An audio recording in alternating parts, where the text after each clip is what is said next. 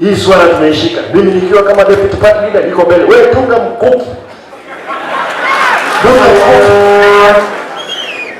Dunga mkuki. Na nataka nishukuru ndugu yangu former governor Mheshimiwa Ongwae.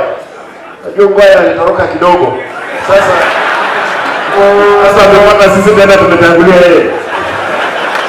Sasa mzee, rudi kwa chama. Tutaipanga hii maneno iende mbele. Ama namna gani? Kwa nataka niseme hii, Mheshimiwa Eugene umesema hapa leo. Mimi juzi nilikuwa vice chairman wa chama cha ODM. Leo hii mimi ni deputy party leader wa ODM. Ndugu yetu ambaye amelala hapa alikuwa mwana ODM.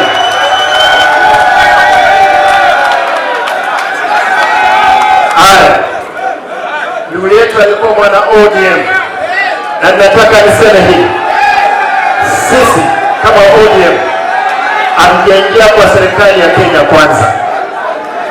Ile kitu tumefanya peke yake, tumepeana Mheshimiwa Kalonzo, tumepeana mtu anaitwa Bani, tumepeana haya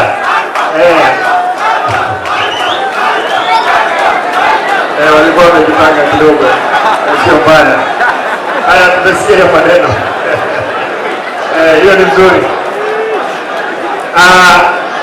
Mheshimiwa Kalonzo tumepeana sisi mtu anaitwa Mbadi, mtu anaitwa Opanya, mtu anaitwa Opiyo Wandayi, na tukapeana mwingine anaitwa Joe na mama yule kutoka Turkana. Sisi kama chama cha ODM hatujaama katika Azimio. Sisi ni wana Azimio. Ile kitu tunashukuru Mheshimiwa Rais Ruto ni kwamba amechukua project yetu ambaye ni baba katika kiti cha AU na anazunguka. Mliniona nilikuwa na wao kule China, tulienda pia kuomba deni kidogo kule.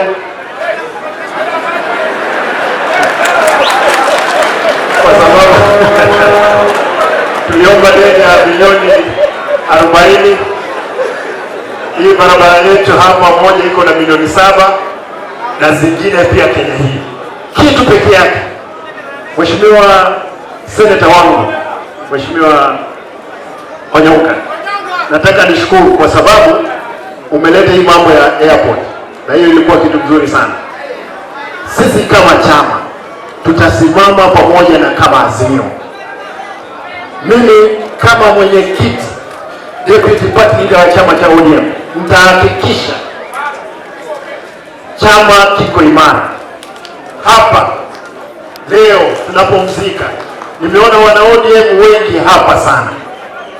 Tunaomba kwamba chama kitasimama imara katika Azimio. Mwisho, na mnisikize mzuri, mimi kama gavana wa Kisii, kabla ya hii juzi kumekuwa na vita kubwa mpaka risasi tumepigwa. Hata yule kijana mmoja aliyepigwa risasi alikufa. Kijana mwingine alikamatwa hapa Kisii akawawa kinyama. Tunasema hivi, polisi tafadhali. Na Mheshimiwa Kalonzo, nashukuru kwa sababu wewe na baba mlipokuja ndiposa hawa askari walirudisha makali yao chini. Ile kitu walikuwa nataka ni kwamba lazima, ulisikia hiyo clip wakisema kwamba lazima wataingia kwangu kwa nguvu tu wavunje. Lakini sasa siku ile walikuwa wanacheka. Leo hii nataka niwahakikishie, mtu yoyote alihusika katika mauaji ya vijana wetu lazima watawajibika.